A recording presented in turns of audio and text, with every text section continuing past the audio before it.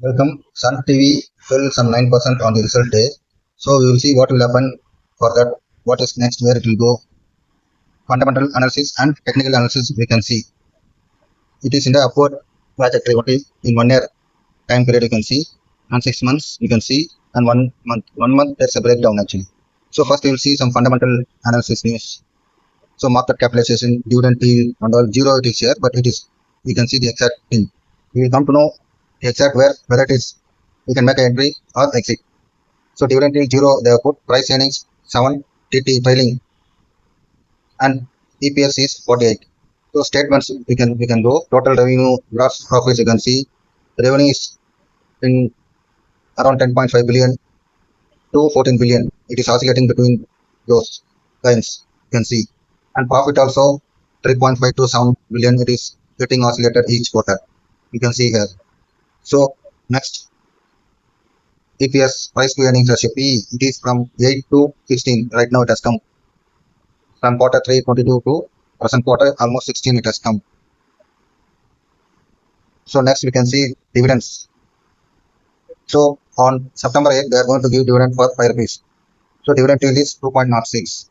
So if you see 2022 dividend they are given for 15 rupees and yield 3.61, it is somewhat good yield only.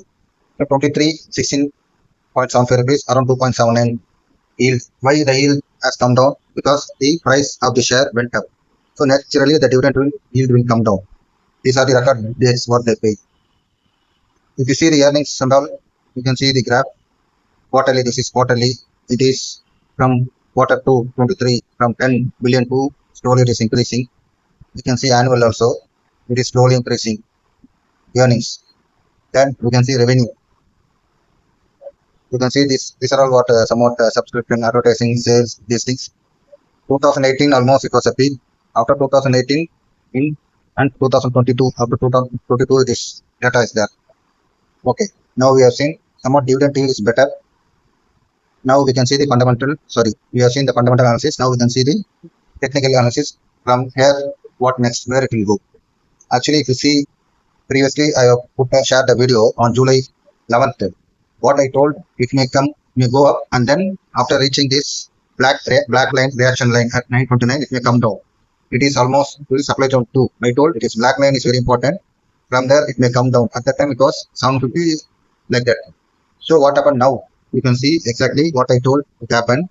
You can see here on result day, actually it fell down. You can see here. I told 929, I gave that black line. Almost 920 to touch very near to the supply zone 2. It touched 921. From there, it fell down 78%. That is, you can see now again. I gave supply zone 2. Inside that, there was a reaction line 929. From there, we have to be careful. I told it may come down. I told same happened. Actually, you can see this when I told 11th July. Now it is 16th August. Almost 1 month gone. The result day also 1 month gone. So 1 month before, I told what may happen. That is the power of the supply and demand concept. So now we can see what will happen next. Gone is gone. What to do? We cannot change it. Now we can see in 1 hour candle. You can see actually it fell down. This was the downward run line. Actually, this is the 1 hour run line. Just today it has given a breakout above the 1 hour trend line. You can see, and you see in the 1 day trend line. You can see this is the 1 day trend line. You can see this. So it broke down below the 1 day trend line after the results. You can see here the 1 day trend line got broken down, came up to 800 almost.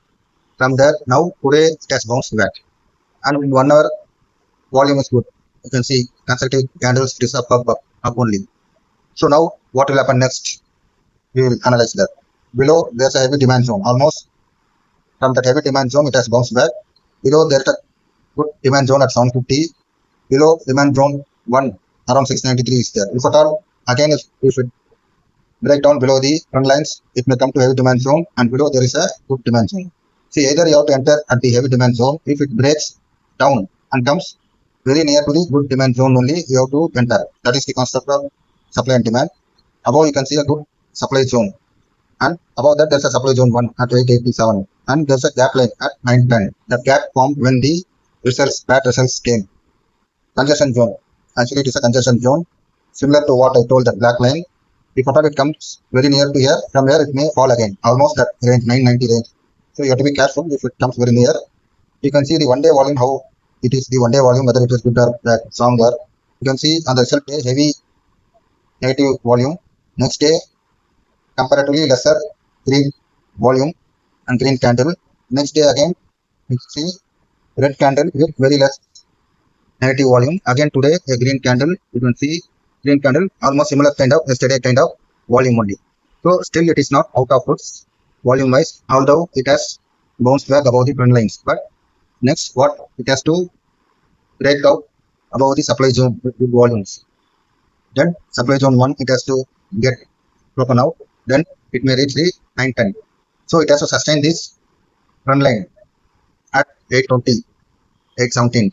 Then only tomorrow if it sustains, it may definitely go to this good supply zone. From there, there will be some reaction. If it crosses above that, supply zone 2 is there, then it may go and fill the 910. Then all congestion zone, if it sustains above the gap line at least for 1 day, it may go and touch the congestion zone. And another thing, you can see the